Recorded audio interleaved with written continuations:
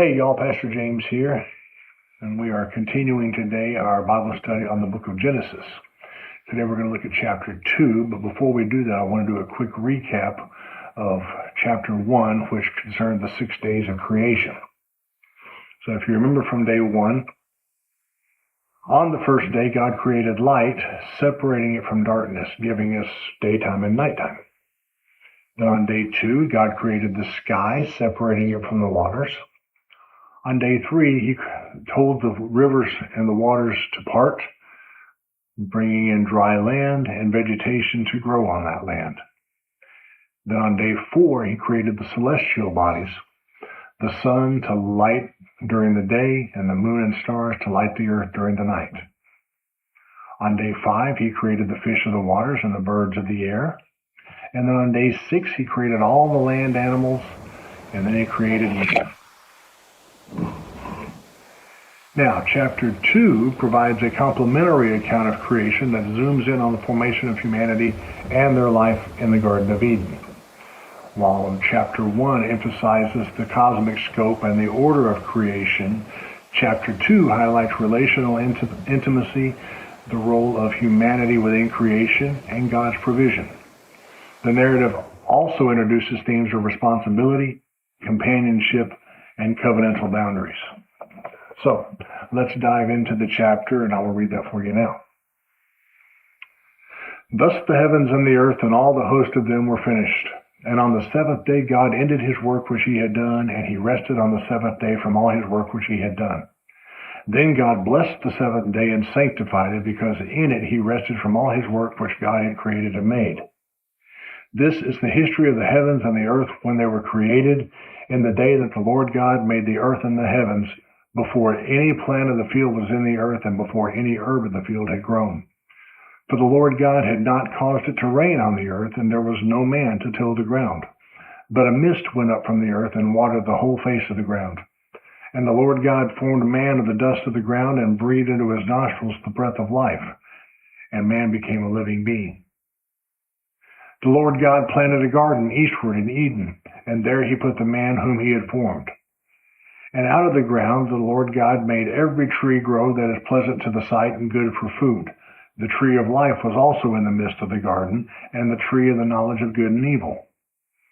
Now a river went out of Eden to water the garden, and from there it parted and became 4 riverheads. The name of the first is Pishon. It is the one which skirts the whole land of Havilah, where there is gold, and the gold of that land is good, and bdellium and the onyx stone are also there. The name of the second river is Gihon. It is the one which goes around the whole land of Cush. The name of the third river is Hiddekel. It is the one that goes toward the east of Assyria. And the fourth river is the Euphrates. Then the Lord God took the man and put him in the Garden of Eden to tend and keep it. And the Lord God commanded the man, saying, Of every tree of the garden you may freely eat, but of the tree of the knowledge of good and evil you shall not eat. For in the day that you eat of it, you shall surely die. And the Lord God said, It is not good that man should be alone. I will make him a helper comparable to him. Out of the ground the Lord God formed every beast of the field and every bird of the air, and brought them to Adam to see what he would call them.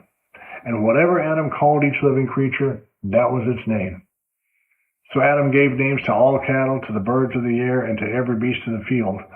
But for Adam there was not found a helper comparable to him. And the Lord God caused a deep sleep to fall on Adam, and he slept.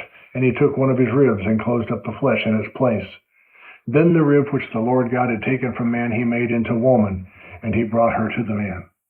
And Adam said, This is now bone of my bones and flesh of my flesh. She shall be called woman, because she was taken out of man.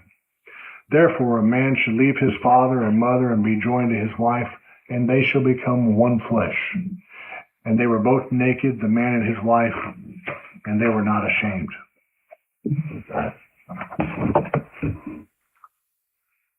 So we have several key themes in this chapter that talk about Adam and Eve and the Garden of Eden.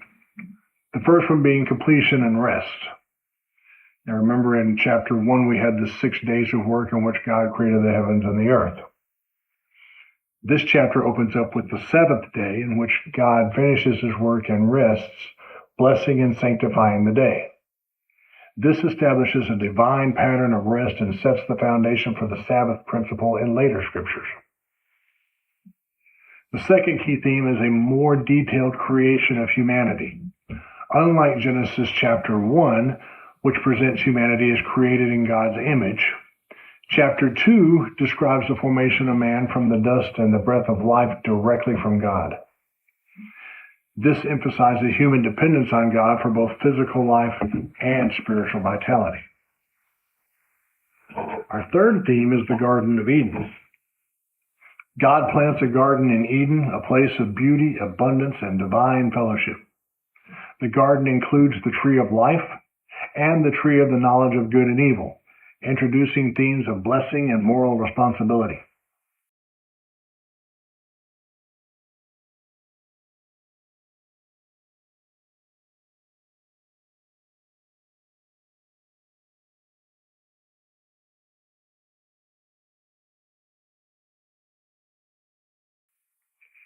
Our fourth theme is human responsibility and vocation. Adam is placed in the garden to work it and keep it, showing that labor and stewardship are integral to human purpose before the fall. God gives Adam a command regarding the forbidden tree, introducing human accountability and divine boundaries. Our fifth key theme is the naming of the animals. Adam names the animals, reflecting his authority and intellectual capacity as God's representative on earth. This also emphasizes the uniqueness of humanity in comparison to the animals. Our sixth key theme is the creation of woman.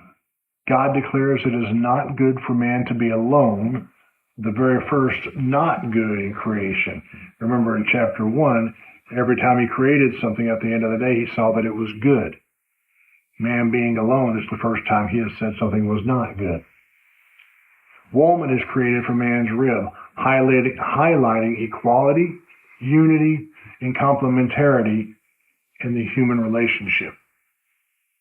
And then the seventh key theme at the very, very end of the chapter is marriage and unity. The narrative concludes with the institution of marriage. A man shall leave his father and mother and be united to his wife, and they shall become one flesh. And then the chapter ends with a picture of innocence. The man and his wife were both naked and were not ashamed. They did not know the difference between good and evil, the fact that being naked was something to be ashamed of. They had not been told that.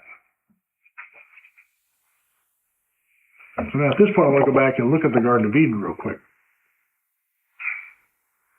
We don't know for sure where it is, because we will find out in chapter 3 that God hid it, never to be seen again. But ancient Mesopotamia is the region of southwestern Asia where the world's earliest civilization developed. The word Mesopotamia in the original Greek literally means between two rivers, referring to the land between the Tigris and the Euphrates rivers in what is now the countries of Syria and Iraq. In this region were the ancient cities of Nineveh, Babylon, and Ur, the home of Abraham. Biblical scholars believe the Garden of Eden is somewhere in this region because in Genesis 2:10 it states, as we read already, "Now a river went out of Eden to water the garden, and from there it parted and became 4 riverheads." These riverheads were the Pishon, the Gihon, the Hiddekel, which is now known as the Tigris, and the Euphrates. The city of Baghdad in south-central Iraq is at the culmination where the Tigris and the Euphrates come together, the Tigris running on one side of the city and the Euphrates running on the other. So somewhere in this area is probably where the Pishon and the Gihon once were, but there is nothing showing where they might have been, and they no longer exist. So the only two that do are the Tigris and the Euphrates. But Eden must have been a beautiful place. All of the lush land, the animals. God told Adam to name all of them, kind of put man in charge of everything that was going on earth. He had created us in his image and said, all right, all of this I give to you, and I trust you with it. But stay away from the tree of the knowledge of good and evil, or you're going to screw everything up. So that's a quick rundown of the second chapter of Genesis. I hope you enjoyed that. I hope you come back for more. We've got 50 full chapters, so we've got 48 more to go. But a lot of the history of the world is in these 50 chapters, and it's a lot of interesting reading. So come back for more. I hope you do. In the meanwhile, hit the like button that you like this video, and hit the subscribe button if you haven't done so already, and subscribe to these. I've got sermons and songs on my channel as well, and a lot of good stuff out there. So feel free to enjoy that. Go look at some of those other sermons and stuff. And until we meet again, God bless you. We'll see you soon. Take care.